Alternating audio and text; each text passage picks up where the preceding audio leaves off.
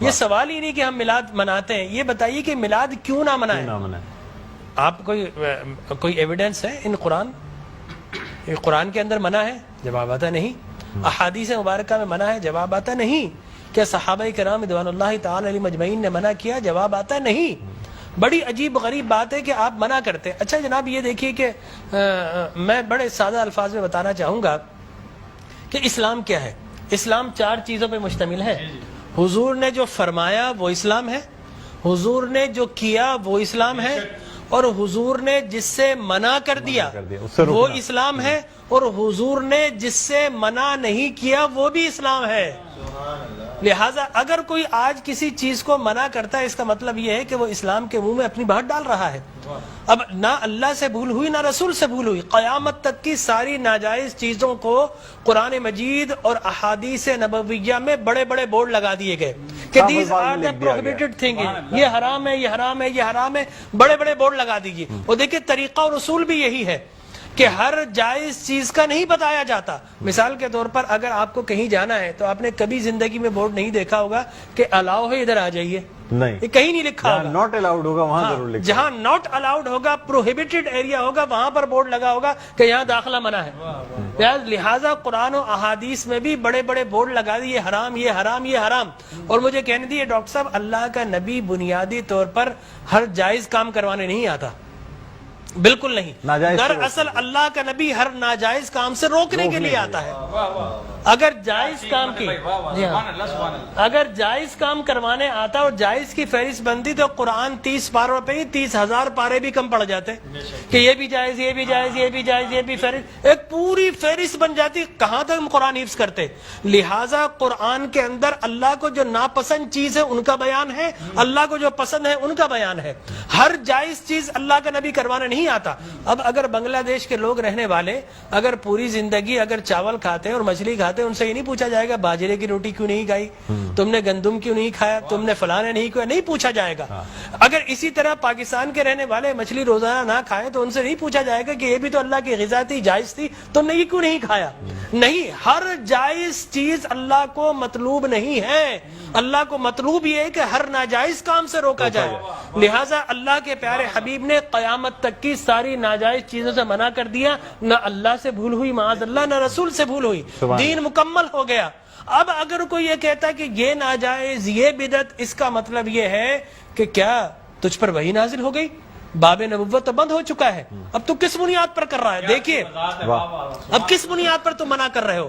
اور میں آپ کو بتاؤں ڈاکٹر صاحب، یہ دین کا مسلمہ اصول ہے کہ کسی چیز کے جواز کے لیے کوئی ضعیف حدیث بھی کافی ہے، لیکن کسی چیز کے حرام یا بدعت ہونے کے لیے قرآن اور احادیث کی نص قطعی چاہیے آپ کو، اور حدیث متواترہ چاہیے، اس کے بغیر آپ کسی چیز کو حرام نہیں کر سکتے۔ اس لیے کہ اسلام گلا گھونٹنے کے لیے نہیں آیا، اسلام تو راحتیں دینے کے لیے آیا ہے۔ لہٰذا جو ناجائز چیزیں تھی اسلام نے وہ منع کر دی 1400 سال پہلے۔ اب اگر کوئی کہتا ہے کہ جناب آپ میلاد کیوں مناتے ہیں، تو میں کہتا ہوں یہ سوال ہی نہیں، بڑے احمق لوگ ہیں جو جائز کی دلیل مانگ رہے ہیں۔ ارے بھائی دلیل تو ناجائز کی ہوتی ہے، لہٰذا آپ ناجائز کی دلیل دیجئے گا۔ قرآن میں منع کیا کہ احادیث میں، بلکہ اب میں یہ کہتا ہوں اس بات کے بعد آپ قرآن پڑھیے، اللہ تبارک و تعالی نے 5 نبیوں کا میلاد قرآن میں بیان کیا ہے۔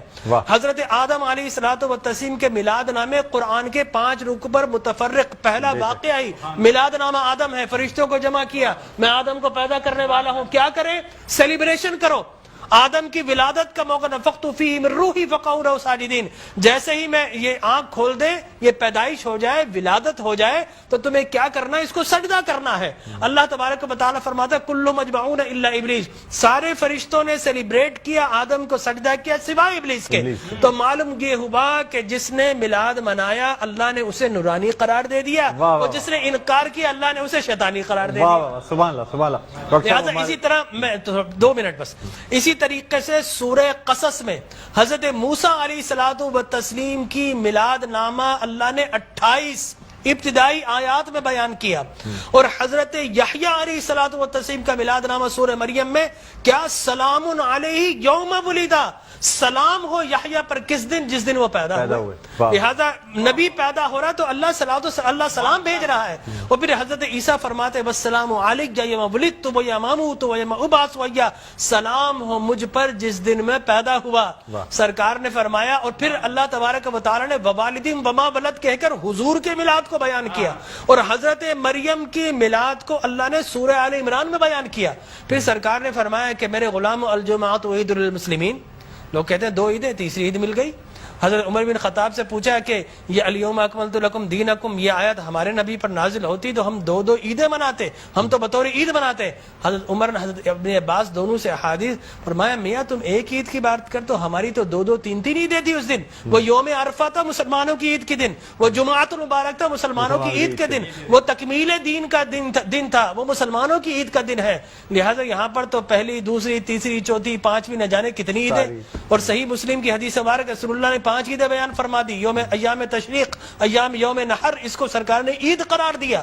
لہٰذا معلوم یہ ہوا کہ سرکار دو عالم. اور پھر میں عرض کر رہا تھا کہ آدم پیدا ہوئے، فرمایا الجمعۃ عید للمسلمین، جمعہ مسلمانوں کی عید کا دن. فرمایا رسول اللہ کیوں؟ فرمایا فیہ خلق آدم، اس لیے کہ اس دن تمہارے باپ آدم پیدا ہوئے. معلوم ہو آدم پیدا ہو تو عید کا دن، اور جس دن فخر بنی آدم پیدا ہو ہزاروں عیدوں کا عید. یہ عید بھی ہے اور یقینی طور پر جشن بھی ہے. دیکھیے حضرت عیسیٰ ابن مریم علیہ الصلوۃ والتسلیم پیدا ہوتے نا، اللہ تبارک و تعالی حضرت مریم کے پاس پینے کے لیے کچھ نہیں تھا. اللہ فرماتا وَهُزِّ إِلَيْكِ بِجِذْعِ النَّخْلَةِ تُسَاقِطْ عَلَيْكِ رُطَبًا جَنِيًّا، اے مریم گھبرا مت، اللہ کے میرا نبی آنے والا، اس کی ولادت ہونے والی ہے. یہ سوکھا ہوا درخت ہے، اس کو ہاتھ تو لگا. حضرت مریم جیسے ہی ہاتھ لگاتی ہے اللہ تبارک و تعالی میلاد عیسیٰ کی خوشی میں اس کو ہرا بھرا کر دیتا ہے اور پانی جاری و ساری کر دیتا ہے.